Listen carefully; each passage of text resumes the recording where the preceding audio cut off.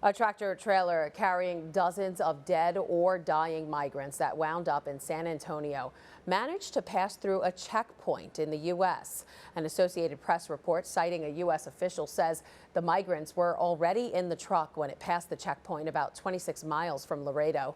53 migrants died in the sweltering heat inside the trailer. 3 people were arrested, including the driver of the truck, in what's being called one of the deadliest migrant incidents in U.S. history.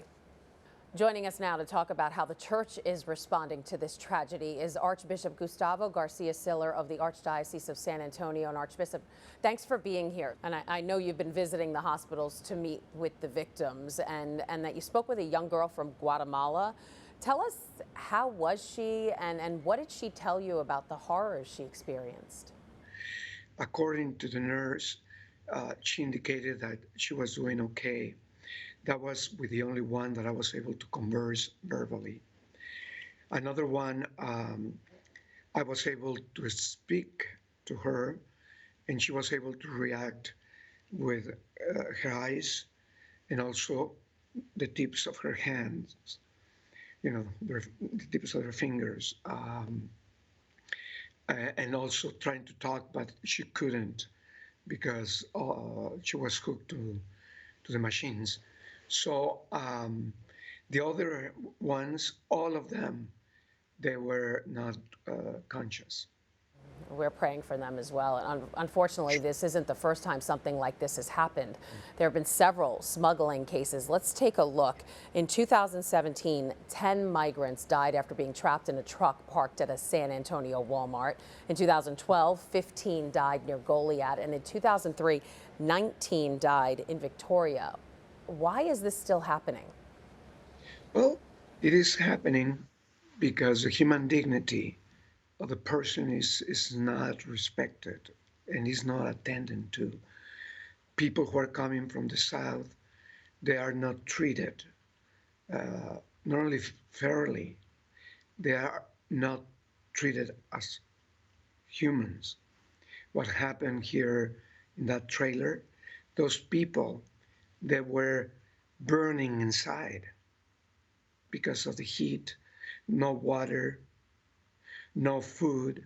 It's very hard even just to picture what happened inside that box. And for that to happen is because their countries of origin, that they are fleeing from them. The situations are very, very extreme. Then in Mexico with the cartels, and here in the United States, because the organized crime is connected with people in our country. So there's blame in our country, there's blame in the countries that these migrants are coming from, but what do we do to get things to change? Well, I think under countries, I don't know. In our country, here in the US, is the law needs to change regarding immigration. The law in the way it is now is wrong, not only broken, is wrong. And the need is a comprehensive immigration reform. And I have been, at least since the 80s, working with immigrants, with refugees, and has not been a change. And so we don't want to change. And we are responsible. I am responsible of what is happening and what happened a few days ago here in San Antonio. I am. Right. As we just mentioned in the newscast, the Supreme Court handed down a ruling specifically about immigration. They say that President Biden can now end the Remain in Mexico policy. So what effect do you think that would have? Could things get worse at the southern border or will it help?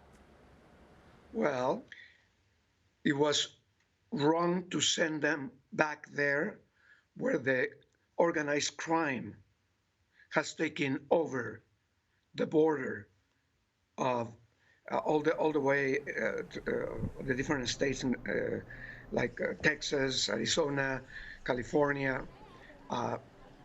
And so it was to send them to be killed, to be abused. and with no infrastructure for them to live as humans. All right, Archbishop Gustavo Garcia-Siller from the Archdiocese of San Antonio, thanks for being with us. We are praying for you and everyone in San Antonio. You're welcome. Thank you very much. Hi, I'm Christine Persichetti, anchor of Currents News. If you like what you saw, please hit the like button on this video. And if you want to see more content just like it, subscribe and click on the bell for notifications. Thanks for watching, because we are putting your faith in the news.